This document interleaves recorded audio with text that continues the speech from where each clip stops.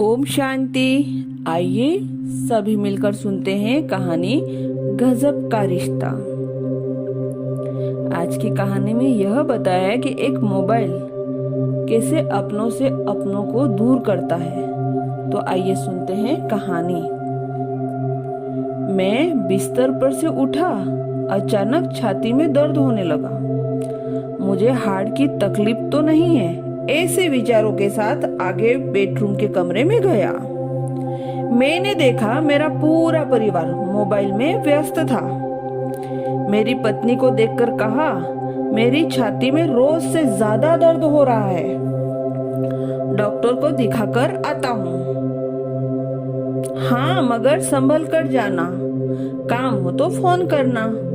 Mobile देखते देखते ही पत्नी बोली। मैं एक्टिवा की चाबी लेकर पार्किंग पहुंचा।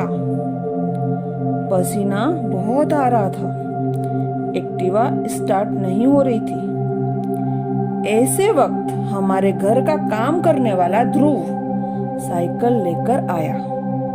साइकिल को ताला लगाते ही उसने मुझे सामने देखा। क्यों साहब, एक्टिवा चालू नहीं हो रही? मैंने कहा नहीं। आपकी तबीयत ठीक नहीं लग रही साहब, इतना पसीना क्यों आ रहा है साहब? इस हालत में किक नहीं मारते, मैं स्कूटी को किक मारकर स्टार्ट कर देता हूँ। ध्रुव ने एक ही किक में एक्टिवा चालू कर दी। साथ ही पूछा, साहब अकेले जा रहे हो? मैंने कहा हाँ। ऐसी हालत में अकेले नहीं जाते, चलिए मेरे पीछे बैठ जाइए। मैंने कहा, तुम्हें एक्टिवा चलानी आती है? साहब गाड़ी का भी लाइसेंस है, चिंता छोड़ो और बैठ जाओ। पास ही एक अस्पताल में पहुंचे। ध्रुव दौड़कर अंदर गया और व्हील चेयर लेकर बाहर आया। साहब अब चलना नहीं, इस कुर्सी पर बैठ जाओ। ध्रुव के मोबाइल पर लगातार घंटियां बजती रही। मैं समझ गया फ्लैट में से ही सबके फोन आते होंगे। अब तक क्यों नहीं आया ध्रुव? मैं आखिरकार थक कर किसी को कह दिया कि आज मैं नहीं आ रहा हूँ। ध्रुव डॉक्टर से जैसे ही बात कर रहा था, उसे बगैर बताए ही मालूम हो गया था साहब को हार्ट की तकलीफ है। लिफ्ट में से व्हीलचेयर आईसीयू की तरफ लेकर गया। डॉक्टर की टीम तैयार थी। मेरी तकलीफ सुनकर सब टेस्ट शीघ्र ही हो गए। डॉक्टर ने कहा, आप समय पर पहुंच गए हो। इसमें भी आपको व्हील चेयर का उपयोग किया, वह आपके लिए बहुत फायदेमंद रहा। अब किसी की राह देखना आपके लिए बहुत ही हानिकारक है, इसलिए बिना देर किए हमें हार्ट का ऑपरेशन करके आपको ब्लॉकेज जल्दी ही दूर करने होंगे। इस फॉर्म पर आपके परिवार के हस्ताक्षर की जरूरत है। डॉक्टर ने ध्रुव की ओर देखा। मैंने कहा, दस्तखत करने आते हैं? उसने कहा, साहब इतनी सारी जिम्मेवारी मुझ पर मत डालो। बेटे तुम्हारी कोई जिम्मेवारी नहीं, तुम्हारे साथ भले ही खून का संबंध नहीं है, फिर भी बगैर कहे तूने अपनी जिम्मेवारी पूरी की है। वह जिम्मेवारी हकीकत में मेरे परिवार की थी। एक और जिम्मेवारी पूरी कर दो बेटा। मैं नीचे साइन कर लिख कर दे दूंगा कि मुझे कुछ होता है तो ये मेरी जिम्मेवारी है। अब बस घर पर फोन लगाकर सबको आप खबर कर दो। बस उसी समय मेरे सामने मेरी पत्नी का फोन ध्रुव के मोबाइल पर आया। वह शांति से फोन सुनने लगा।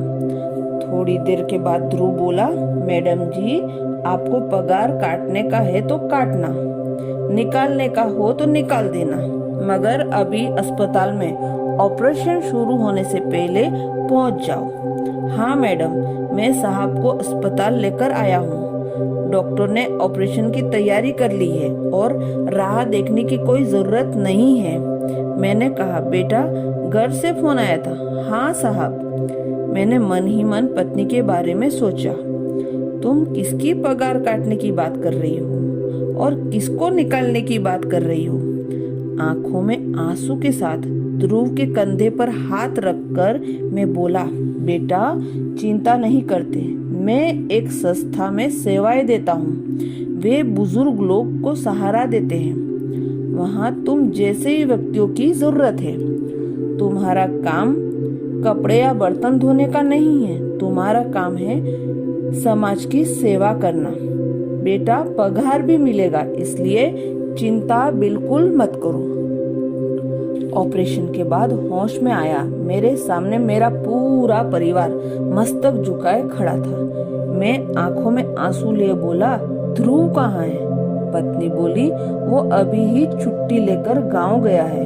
कह रहा था कि उसके पिताजी हार्ट अटैक से गुजर गए हैं, 15 दिन बाद फिर आएगा। अब मुझे समझ में आया कि उसकी मेरे अंदर उसके बाप दिख रहा था। हे प्रभु, मुझे बचाकर उसके बाप को उठा लिया। पूरा परिवार हाथ जोड़कर माफी मांग रहा था। एक मोबाइल की लत अपने परिवार से कितना दूर कर देता है। यही नहीं, यह मोबाइल घर घर कलेश पैदा कर रहा है। एक बेटे का निर्जीव खिलौना जीवित खिलौनों को गुलाम बनाकर रख देता है। अब समय आ गया है, मर्यादित उपयोग करना चाहिए। जितनी चीज की जरूरत रहती है उतना ही उस मोबाइल को हमें यूज करना चाहिए, नहीं तो हमें वो चीज गुलाम बना के रख देती है। अच्छा, ओम शांति।